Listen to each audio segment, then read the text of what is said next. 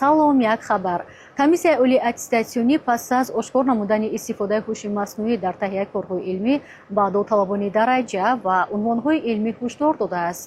минбаъд рӯйхати давталабоне ки дар диссертатсия ё автореферати онҳо истифода аз ҳуши маснӯӣ ошкор мегардад, дар сомонаи расмӣ нашр карда мешавад.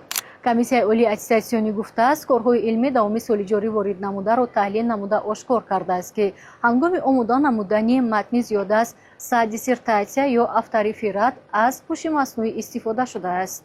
ин муассиса гуфтааст, шумори корҳои илмие ки бо истифода аз ҳуши маснӯӣ таҳия шуданд нисбат ба аввали сол 6 маротиба зиёд будааст. дар моҳи январи соли ҷорӣ 5 ҳолати истифода аз ҳуши маснӯӣ ҳангоми таҳия намудани корҳои илмӣ ошкор шуда, дар моҳи сентябри соли равон ин шумора ба 28 адад расидааст. аз Zmobile миллионро гирдбурди асосии 1 миллион сомонӣ ҳар моҳ то 30 000 сомонӣ бурд карда мешавад. бо 3,5 сомонӣ айди рамзро бихар ва иштирокчӣ бозӣ бурднок шав. Zmobile аз 2 то миллион 1 қадам роҳ аст. хабарҳои бештар дар телеграм канали Asia Plus.